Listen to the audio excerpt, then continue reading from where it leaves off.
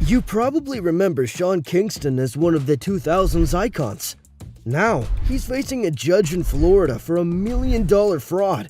It's crazy how the same guy who wrote Beautiful Girls is also facing bankruptcy, and his mom is being accused of stealing money and jewels.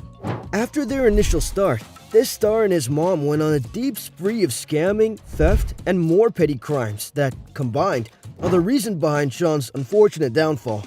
Born as Keshawn Paul Anderson in 1990, the artist lived in Miami for most of his life. He wanted to be a star, or more specifically, he knew he wanted to be a rapper. The biggest influence was his family. When you come from a complicated background, you probably are a bit complicated yourself, leading a difficult life. Well, when he was just 15, his mom and sister were sent to prison for petty crimes. After this, he decided to change his life and resolved to get famous. He sat at a computer with a friend, jumped into MySpace, and hoped that his music would eventually be found by a music producer. Eventually, he found a producer online and bombarded him with emails and messages every single day until he finally replied and wanted to meet him in LA. Sean was already on his way because he moved in with his brother, who lived there after his family fell apart. It was kind of fated. The meetup was with Matt Tobin, and he was signed on the spot. And Beluga Heights Records became the house of his first album.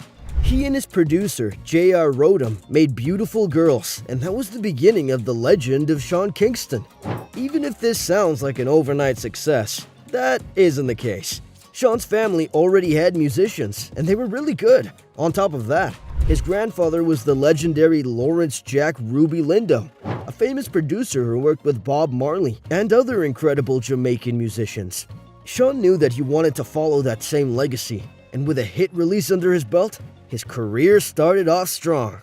In May 2007, Sean dropped his first hit, Beautiful Girls, and he skyrocketed to fame in seconds. He jumped straight to the Billboard Hot 100 and topped the charts everywhere. He was only 17, but everyone loved his songs. His music was everywhere, and it should have been fame and success from there on out. But that didn't quite happen. Though let's not get ahead of ourselves. Sean had more than one trick and released a song with megastar Justin Bieber shortly after. The song was another hit, but not as big as the first, even though he still tried to recreate the magic.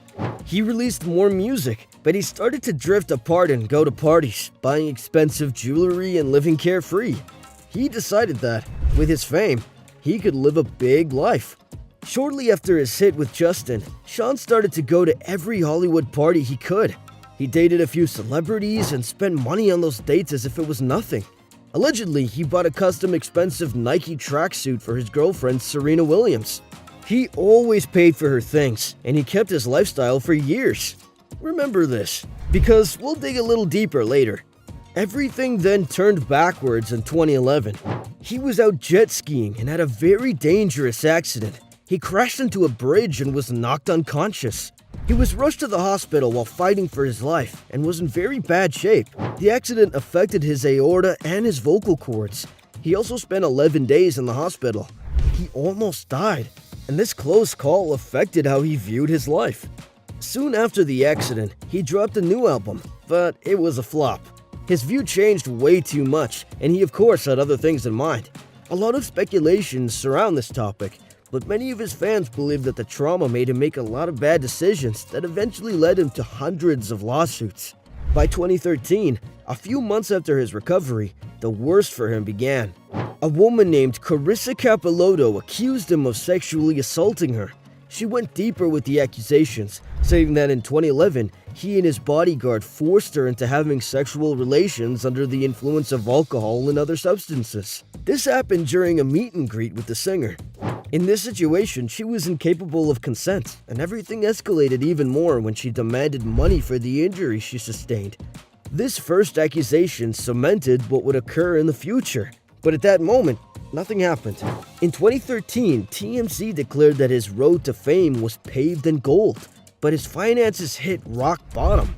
He filed for bankruptcy for the first time in 2012, with less than $500 in his bank account.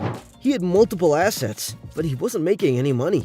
Allegedly, he made only $648 in royalties. By 2014, his Bentley was snatched. And in 2015, the bank took his Lamborghini. If you think that losing his things was the worst, you're wrong.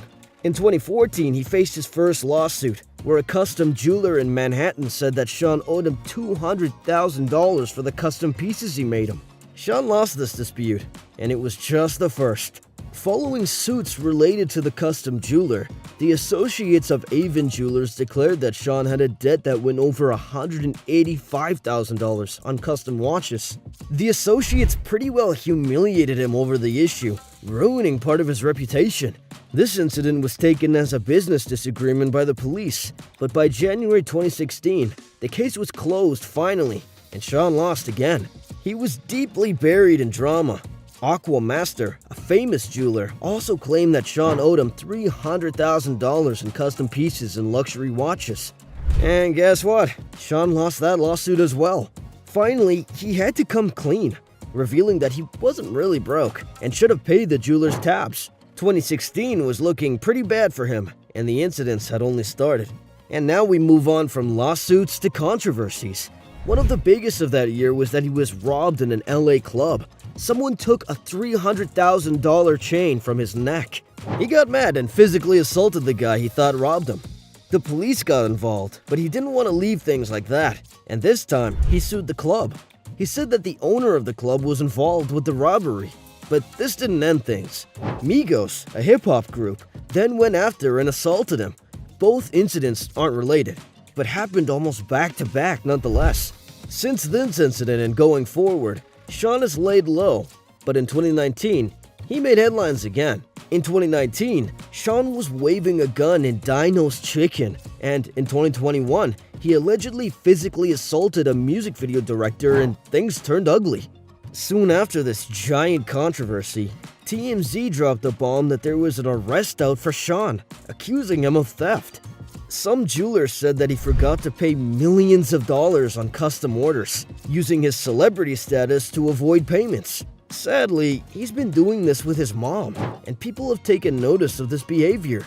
Very recently, Sean Kingston and his mother were indicted in Miami federal court in connection with a $1 million wire fraud scheme. If convicted, both face up to 20 years in prison for each of the 6 charge counts. Right now, both he and his mom are under an investigation, accused of stealing hundreds of thousands of dollars in jewelry.